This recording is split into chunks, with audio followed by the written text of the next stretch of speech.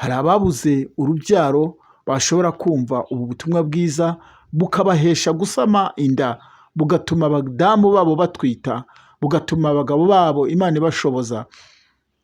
Hari abafite amazina mabi wabakuriraho ku bw'ubu butumwa bwiza. Mwami, ubugenda imbere n'inyuma kandi bwinjira, umuntu wese ufungura agiye kubwumva bwijirana imbaraga. Hari abafite ibibazo by'ubukene nk'uko wamejeje ibyoba ku muringoti w'uwo mwene data agakizwa n'ibyoba, Uwiteka Imana Nyiringabo, nabo ubamereze ibyabakiza, ubamereze ibyabagirira umumaro. Urakoze Yesu, cyubahiro n'ikibi mu izina rya Yesu, amen.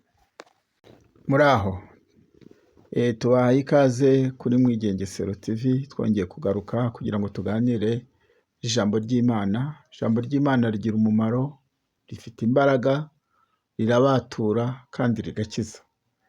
Uyu munsi rero twifuje nanone kuvuga ku mumaro w'ubutumwa bwiza, nubwo uwo murimo ugenda ukendera mu bantu ukajya ugenda uhindura isura, ariko ubutumwa bwiza ni umwimerere. Kera batubanjirije batwigishije umumaro w'ubutumwa bwiza, bakunda kuvuga ngo ivanjiri yanditswe na kanaka, ivanjiri yanditswe na Luka, ivanjiri yanditswe na Mariko na ba Matayo, niko twabyize kera. Ariko abahanga baje kudusobanurira ko ivanjiri cyangwa se evanjiri ni ijambo rikomoka ku rurimi rw'amahanga bavuga evangeliyoni, ni igihembo cyahabwaga umuntu wabyaye umwana w'umuhungu. Akaba ari nayo mpamvu rero Yesu yaje akoresha iryo jambo. Imana ihabwe icyubahiro. Rero turagira ngo tuganire rero ku mumaro w'ubutumwa bwiza. Mbere y'uko tubuvugaho, turamanza dusenga Imana. Mwami wacu Yesu, turasenze muri uyu mwanya dusengera iri jambo tugiye kwigisha kugira ngo rishyigikire, Umwuka Wera rihagararemo, kandi umuntu wese uzaryumva rizamubera igisubizo cy'ikibazo afite. Ndagushimiye, mpambiriye imyuka mibi icunaguza abantu, icyubahiro kibe mu izina rya Yesu, amen. Muri iyi minsi rero turimo ni iminsi igoye, tuyibonamo abantu benshi bagenda bihisha inyuma y'ubutumwa bwiza, atari cyo bagambiriye, bamwe bakiyita abakozi b'Imana atari bo, ariko ijambo ry'Imana naryo ryabavuzeho ko bagiye basesera ngo rwihishwa. Umuntu akakubwira ko ari umukozi w'Imana, akakubwira ko ari umubwirizabutumwa, ukibaza igihe yaherewe ubwo bubwirizabutumwa bikagutangaza. Undi akakubwira ko ari umuhanuzi, ukibaza igihe ubwo buhanuzi yabuboneye bikagutangaza. Ibyo bintu byose mvuze birakorerwa, biraharanirwa kandi biravuna kugira ngo umuntu abigereho. Ntabwo wakizwa uyu munsi ngo ube umuhanuzi. Ari naho abahanuzi benshi b'abayobya benshi badutse baza bambaye ishusho y'intama, ariko imbere ngo ari amasega aryana, adashobora no kubabarira umukumbi. Niko Yesu yabivuze. Reka rero dusome ijambo ry'Imana ryanditse mu gitabo cy'Abaroma, ni igice cya mbere, umurongo wa 16 kugera ku wa 17. Abaroma igice cya mbere, umurongo wa 16 kugera ku wa 17.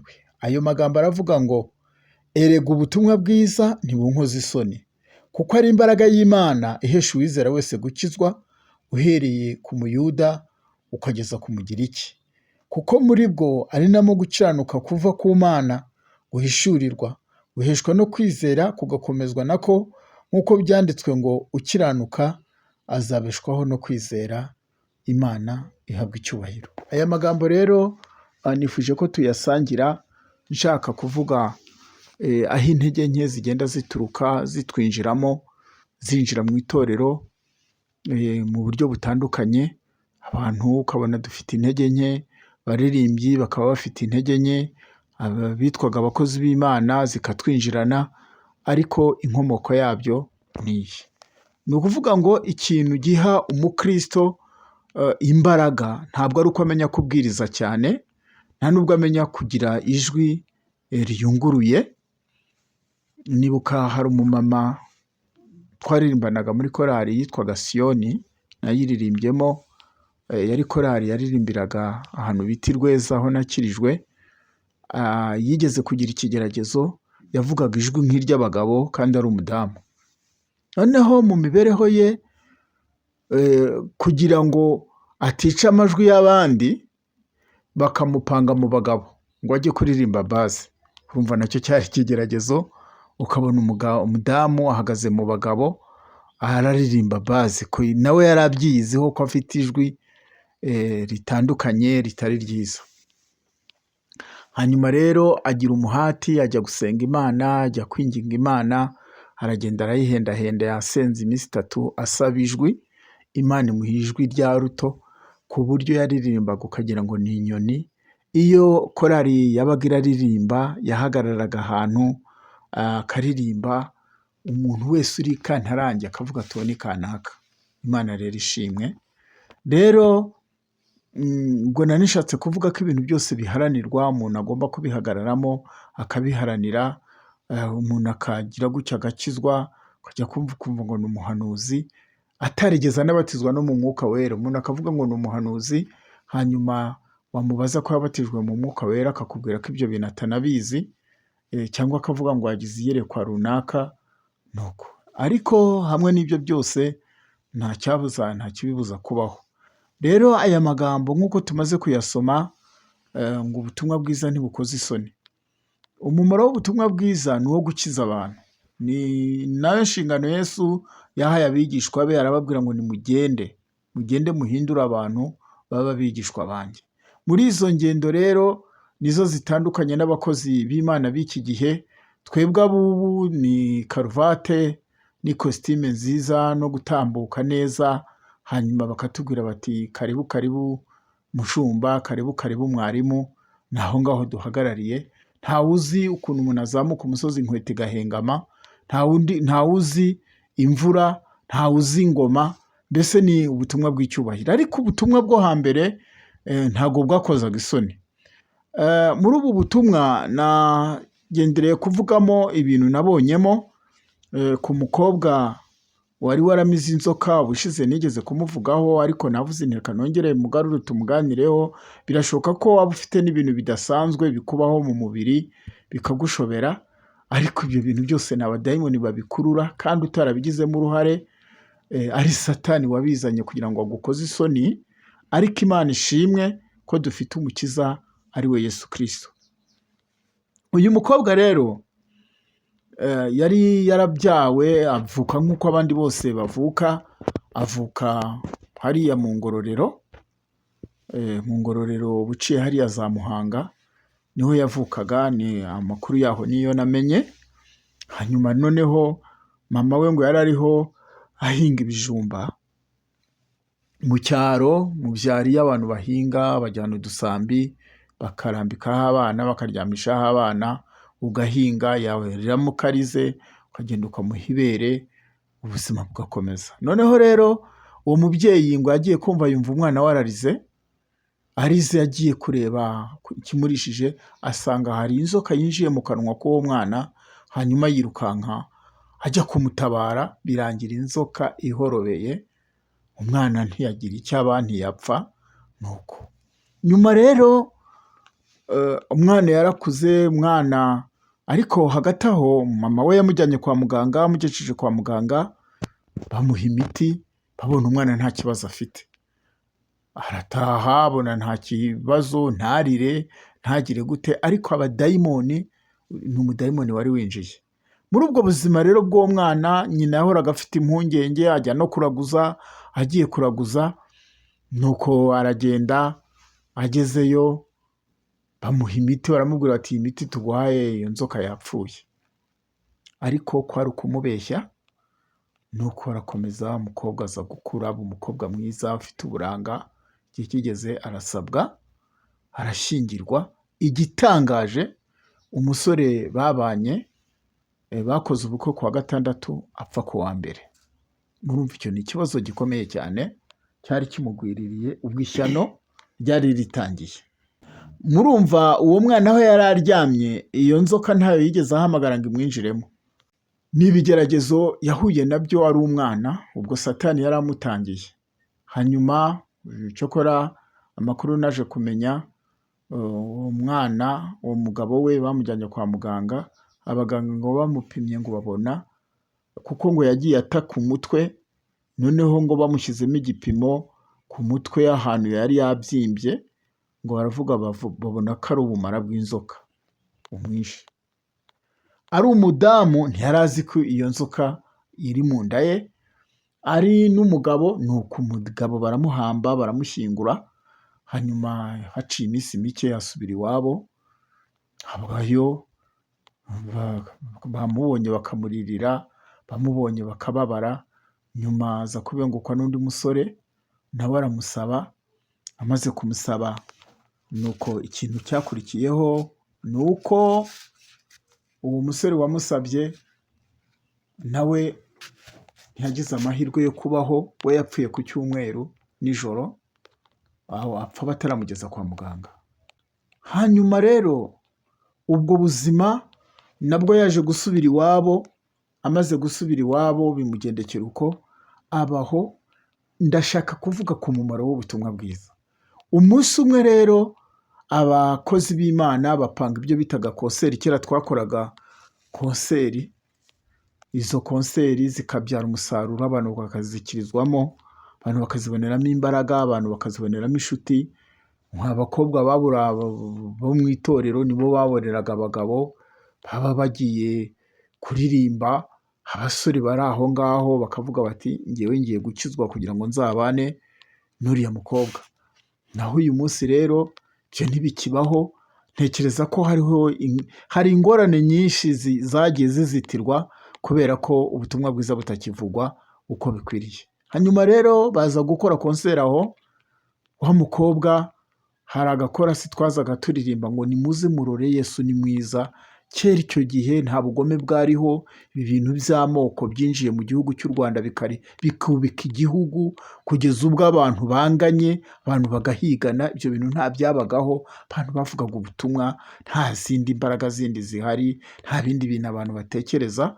Hanyuma twaririmbaga Yesu, twavugaga Yesu, kandi yatugiriye umumaro, zari imbaraga zikomeye cyane. Hanyuma rero igihe cyaje kugera, bahamagaye abihana. Wa mukobwa yumvishe uburyo Yesu akiza, uburyo Yesu atanga amahoro, uburyo Yesu akiza urubwa, harahaguruka, kuko ku gasozi k'iwabo bari baravuze ngo ni umushingwe, ngo atera umwaku. Hanyuma umubwirizabutumwa avuga ukuntu Yesu akuraho amazina mabi. Ubwo umukobwa araza arapfukama, arihana, akurikirana inyigisho z'umubatizo, arabatizwa. Amaze kubatizwa yinjira muri korari. Kera rero bakoraga umurimo w'Imana neza. Nta muntu washoboraga kuba umudiyakoni atarabaye umuririmbyi. Nta n'umuntu washoboraga kuba umwarimu ngo abe umubwirizabutumwa atarigeze aba umuririmbyi. Ariko uyu munsi wajyaga ukumva umuntu yaridumbukije ngo ni umushumba, ukumva ngo ni umushumba wa paruwase, cyangwa se ni umubwirizabutumwa, ukibaza ahantu yanyuze. Hari uwo nigeze kumva ngo wabiterese, amaze kubitereta baramubwira bati tuzagenda tukugire umwarimu aha n'aha, hanyuma nugerayo uzahaba umwarimu amezi 3, hanyuma uzagaruka uri mwarimu, tukujyana aho dushaka. Nuko abantu bagiye batambutsa abantu, ariko ibintu birasenyuka. Imana ishimwe ko igisenya ibintu itubatse, kandi bigasenyuka nabi. Hanyuma rero uwo mukobwa arakizwa, aza kujya muri korari. Ageze muri korari komezamo umurimo w'Imana, asanga harimo abantu basenga, hari gurupe y'abantu basenga Imana. Umusore umwe ajya gusaba Imana umugeni wo kubana nawe, Imana imurangira uwo mukobwa cyangwa se uwo mudamu. Hanyuma aranezererwa. Buriya urukundo rw'Imana turuvuga uko rutari. Urukundo rw'Imana ni ikiraro gitinda inyanja ndende. Urukundo rw'Imana ni ikiraro kigenda hejuru y'inyanja iyo ari yo yose, kandi abantu bagenze kuri icyo kiraro bakambuka bakagera iyo bajya ntawe utsikamye, ntawe ufite impungenge. Niko urukundo rw'Imana rumeze. Urukundo rw'Imana ruraza rugatinda ibidatindwa, abantu bakambuka. Urukundo rw'Imana ruraza rukazimya ibitazimika, ruraza rukinjira mu muriro, umuriro rukawuzimya. Ruraza mbese ngo amazi menshi ntiyaruzimya. Imana ishimwe kandi ihabwe icyubahiro. Hanyuma rero urwo rukundo rw'Imana rwinjiye muri uwo musore. Imana imaze kumubwira ko bazabana, aragenda abibwira pasiteri. Pasiteri aramubaza ati ntuwuhe uvuga? Ati uwo uvuga niwe nzi. Undi ati ni kanaka. Aramubaza ati se abagabo bashyinguwe bapfuye yashatse ntabwo bazi? Undi ati ndabazi. Ati none se ntiyakijijwe? Undi aramubwira ati urabeho. Amukora mu ntoki ati urabeho.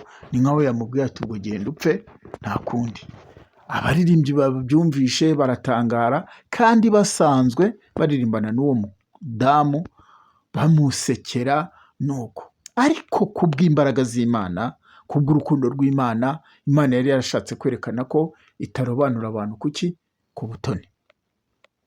Aramusaba, baraberekana, ariko ku munsi wo kuberekana havuzwe amagambo menshi.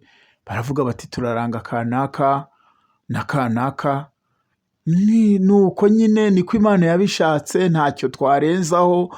Bavuga ibintu byinshi. Nyine umuntu utifuza ibintu, umuntu utifuza ibintu avuga byinshi, avuga ibintu byinshi. Kimwe nk'uko umuntu utagushaka ashobora kugushakira ibuye akarikwambika mu ijosi, agira ngo mbese yerekane ko uri undi wundi. Ariko ntawe uvuma uw'Imana itavumye, ntawe urakarira uw'Imana itarakariye. Imana ihabwa icyubahiro. Hanyuma wamwerekanye ngo avuga amagambo gutyo, arayatondora, ariko Imana yari yavuze. Inshuti z'Imana, byaje kurangira gute rero? Ubukwe bwarabaye, amagambo aravugwa, ariko ku munsi w'ubukwe, ubukwe bugiye kuba, nuko Imana isanga wa musore, iramubwira iti rero mwana wanjye, umunsi uzakoreraho ubukwe uzaba ufite amasengesho y'iminsi 2. Uzatangira kwa gatanu ubu yarimo, no kwa gatandatu ku munsi wa mariage ubu yarimo, uzayasozereza igihe nzakubwira.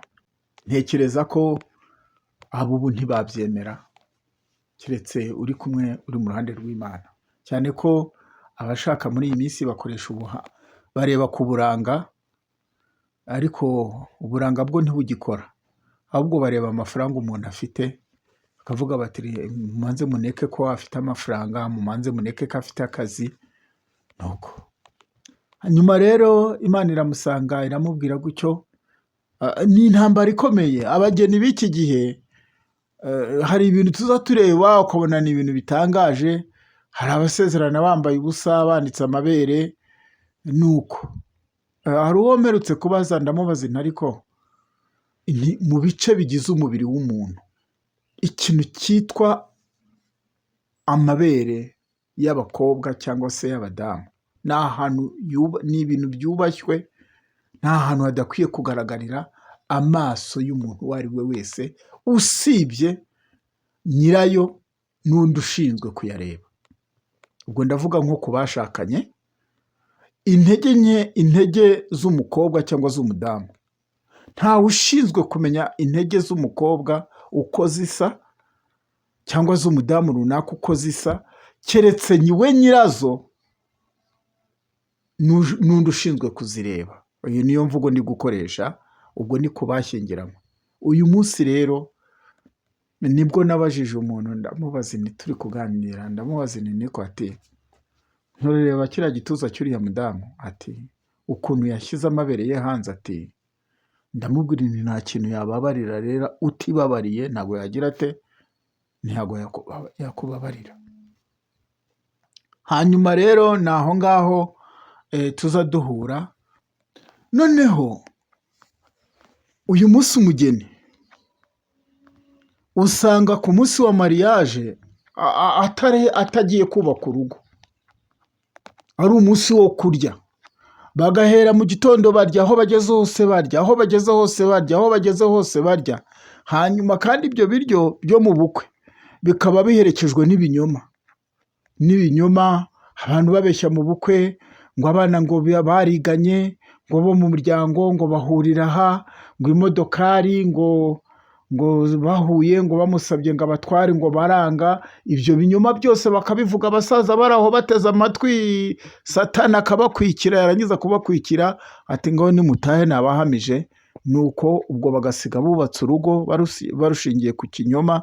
Kandi twibuke ko hari imiyaga, hari n'imiraba bizaza gusuzuma urwo rugo kugira ngo barebe ko ruri ku rufatiro. Nuko umusore rero nibwo yatangiraga yitegura amasengesho, ariko hamwe nibwo n'impuguro bamubwira bati se shaho urapfuye, nta kundi byagenda, igare ryawe ni ririya, ninde wabonye igare ry'uko yakoze mariage? Nuko bimugendekera uko. Hanyuma Imana irongera iramusanga iramubwira iti kandi nujya gukora ubukwe ku munsi usigaje iminsi 2, uzagenda ugura isuka n'umuhini ubishyire mu cyumba uzaryamamo. Agira ngo wenda ni isuka Imana izamuheramo umugisha wo guhinga, irabimuhisha. Nagira ngo rero mbabwire bakozi b'Imana cyangwa se abantu b'Imana mukurikirana izi nyandiko, izi nkuru, Imana igira ibanga. Imana ntabwo ijya yanika abantu. Hari nk'umuntu ugira gutya akavuga ati kanaka Imana iramwanitse, kanaka uhuye n'ikibazo iki n'iki. Kandi ibyo bintu ariko uko kwanika uwo muntu niwe uri kumwanika, noneho akabyitirira Imana. Imana ibwira uwo musore, iramubwira ngo uzagura isuka n'umuhini. Nuko arabigura abishyira mu cyumba cye. Ariko mu bantu baririmbanaga basenganaga, Imana imugirira neza. Baravuga bati ariko se uyu muntu ibyo ari byo byose, abagabo buriya mudamu bafite icyabicaga, muzaze natwe tube hafi, nibamara kujya mu nzu ubukwe burangiye, kuriya abageni baba batashye bagiye kwiryamira, tuzabe hafi, hanyuma noneho tuzawarwana ishyaka, nitwumva atatse nimba ari we ubajwigiriza tuzabimenya. Bashaka ngo umufuka bashyiramo urubuye, ngo nibumva umugabo atatse, umusore atatse, barahita bakubita urugi binjire mu nzu bamutabare. Baramukundaga cyane. Iryo ni ishyaka bo barwanye ry'umubiri, niko nabivuga. Hanyuma rero igihe cyarageze, ubukwe buraba, kwa kundi berekana ngo ku buzima bwacu, barazamura fanta barerekana, ariko batereka hasi. Imana irabakingira, nta n'uwigeze abona ko batanyoye, kuko yari yarabibwiye umudamu, aramubwira ati Imana yambwiye ko bizagenda gutya na gutya. Nuko hanyuma bahagurutse bavuye ku meza, ubwo baritahira. Hanyuma rero nijoro baryamye, abandi nabo baza kumurarira baryamye nijoro. Ikintu kiranga umuntu wasenze, iyo umuntu yasenze umaze iminsi 2 utarya ntabwo usinzira. Niyo usinzira ugiye mu iyerekwa, niko njye nabibonye. Hanyuma umukobwa we ngo yarahageze arasinzira kuko nta masengesho yari yarakoze. Hanyuma umugabo ari maso, agiye kubona yumva ngo umudamu atangiye gusepfura. Imana iramubwira ngo haguruka uhagarare iruhande urebe. Arasepfura, uko asepfura ya nzoka ikajya igenda isohoka, uko asepfura ya nzoka ikajya igenda isohoka, uko asepfura ya nzoka ikajya igenda isohoka. Ivuye mu kanwa ke ngo aratuza pe, aratuza, aragumiza arisinzirira. Noneho ngo akabona iri kugenda kuri Imana, ngo iramubwira ngo fata umuhini ukubite, uyikubite. Urumva ukuntu Imana ari umuhanga. We yari yazi ko yaguze umuhini wo gukwikira mu isuka. Afata wa muhini aragenda arayicuma, aravuga ati mu izina rya Yesu. Babandi nabo urugi baba barutaye hanze, baba bararukubise bati komera komera komera komera komera komera komera. Nuko bati bigenze bite, basanga inzoka yayifasha arayishikamira kabisa. Nuko inzoka barayica. Umudamu ahakangukiye arabaza ati byagenze gute, barabimuhisha ntibabimubwira. hanyuma Imana iramubwira ngo amasengesho yawe naharangiriye. Uwo ni wo mumaro w'amasengesho y'abantu b'Imana. Abantu bajyaga basenga Imana, Imana ikabasubiza muri icyo gihe. Nuko birangira gutyo, umudamu we barabana, barabyara abana, ariko iyo nkuru iza kugera kwa nyirabukwe, kwa mama w'umukobwa. Hanyuma imaze kugerayo, hanyuma iyo nkuru igeze kuri mama we, basobanurira ko inzoka yamwinjiyemo ari akana. Abaganga cyangwa se abapfumu bari baramubwiye ko bayishe, ko ngo izahita mu myanda, ariko yari nzima. Urumva ikintu cyinjiye mu muntu niko bijya bigenda. Aha ngaha numva nashima Imana, nyihereje icyubahiro. Uwo ni umumaro w'ubutumwa bwiza. Uwo mukobwa arakizwa. Urumva Imana imukuraho izina ry'ubushingwe, Imana imwubakira urugo. Ijambo ry'Imana rero riravuga ngo hahirwa uwihanganira ibimugerageza, kuko niyamara kwemerwa azahabwa ikamba. Imana ishimwe. Uwo ni umwe. Twigeze kuvuga ubutumwa ahantu bitaga Kiyanza. Tujya kuhavuga ubutumwa, hari umugabo wari warabuze urubyaro. Araza arahanyura, babwiriza ubutumwa bwiza, ukuntu Yesu agira neza, ukuntu Yesu atanga urubyaro, ukuntu Yesu agira neza. Araza arihana, amaze kwihana arapfukama. Noneho amaze gukizwa yaduhaye ubuhamya, atubwira ukuntu yagiye kuraguza ashaka urubyaro.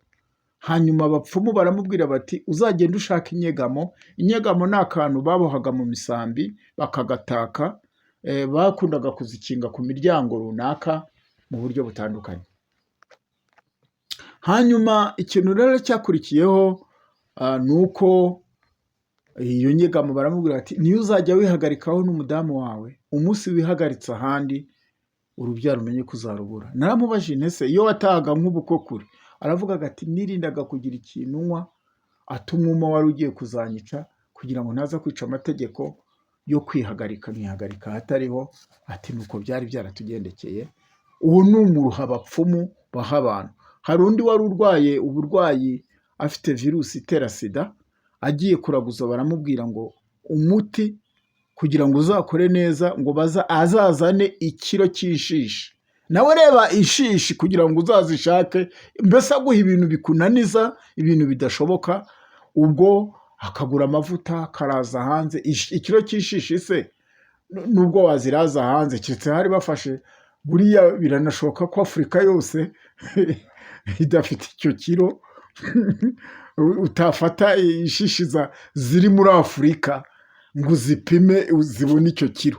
Numva hari utakibona, sinzi. Rero uwo ni umuruho abantu tugenda dutarura ahandi hantu. Njyewe rero ntarakizwa, nigeze kujya kunywa ahantu inzoga, mpahurira n'umugabo arankunda, arambwira ati nakurebye numva ndagukunze, ariko rero ati reka nze nguhe igiti. Arambwira ati mfite agahu k'intare, ati aka gahu abantu bazajya baragutinya nk'uko batinya intare. Arongera mpa ikindi giti ngo cyitwa umunanira. Arambwira ati iki giti cyitwa umunanira uzananira abantu bose. Ubwo rero yaranyahuye, nuko nashotse, nta mahane nagiraga mu mibyirukire yanjye. Sinigeze ngira amahane, nta muntu nigeze ndwana nawe. Ibyo mbishimira Imana, cyane ko nakuriye mu bintu by'abakatolike, nabaye umurejiyo, nza kuba n'umuyobozi w'abakarismatike. Naho ngaho twatorejwe umurimo w'Imana, igihe kigeze turakizwa dukomereza ko. Hanyuma uwo muntu rero abimpaye numva bizangirira umumaro. Hanyuma ariko maze nigeze kukandagira ahantu bari kubwiriza bati se umuntu arakubwira ngo uruhu rw'intare ruzakurinda iyo ko rutarinze iyo ntipfe. Nuko ariko ubwo aba ari ubujiji abantu baba bafite. Uwo mugabo rero yarakijijwe muri uko kwezi. Umudamu wasama inda yayibyayemo umwana w'umuhungu w'imfura, amwita Irampojeje. Twaririmbanaga nawe muri korali, si ngombwa kumuvuga amazina. Uwo ni umumaro w'ubutumwa bwiza. Abo ni abantu bakirijwe ku misozi mu makonseri. Noneho hari ibitangaza byinshi Imana yagiye ikora. Twabikoraga dukennye, dufite inzara, abantu bakaba bafite inzara, ariko inzara itahagarika umurimo w'Imana, itakubuza gukorera Imana. Ndibuka hari mwene data umwe Imana yabwiye iti, mwana wanjye nzakugirira neza, nzaguhaza, nzakugaburira, nzaguha ku murima abandi badafite. Imana imeze ibyoba.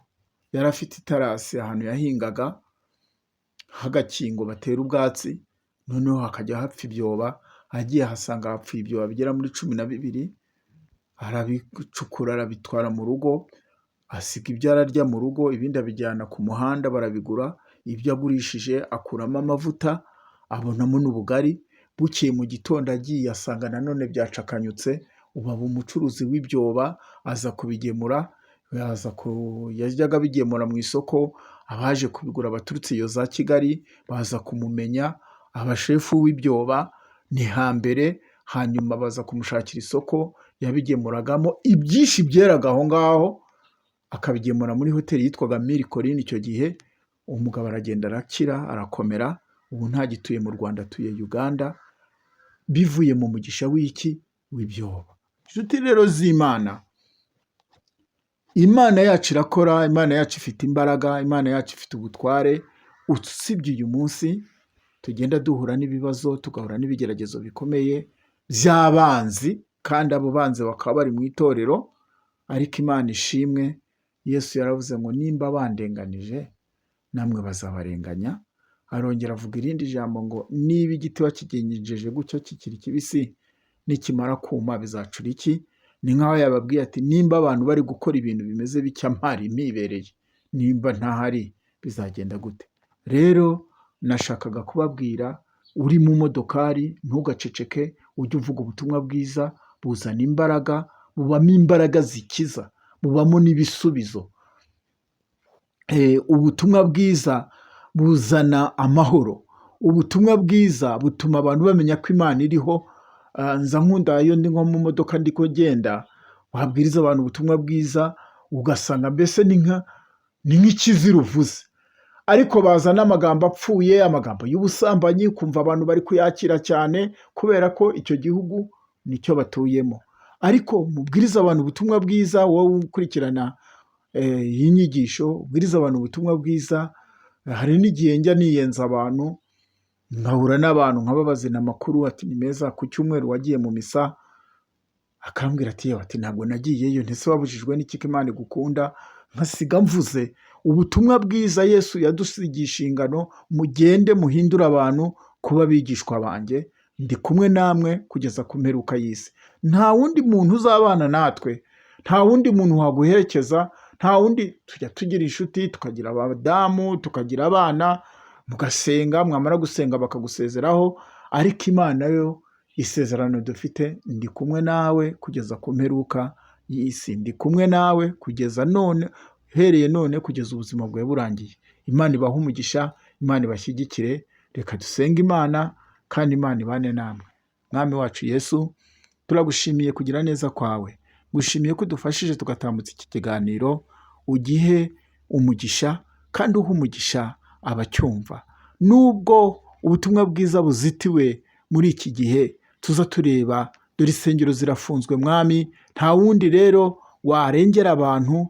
Ubutumwa bwiza twibaza inzira bwanyuramo, ariko ayo marembo ushobora kuyakingura. Hari ababuze urubyaro bashobora kumva ubu butumwa bwiza, bukabahesha gusama inda, bugatuma abadamu babo batwita, bugatuma abagabo babo Imana ibashoboza. Hari abafite amazina mabi wabakuriraho kubw'ubu butumwa bwiza. Mwami, ubugende imbere n'inyuma, kandi bwinjira umuntu wese ufungura agiye kubwumva, bwijirana imbaraga. Hari abafite ibibazo by'ubukene, nk'uko wamejeje ibyoba ku muringoti w'uwo mwene data agakizwa n'ibyoba. Uwiteka Imana Nyiringabo, nabo ubamereze ibyabakiza, ubamereze ibyabagirira umumaro. Urakoze Yesu, cyubahiro n'ikibi cyawe mu izina rya Yesu. Amen.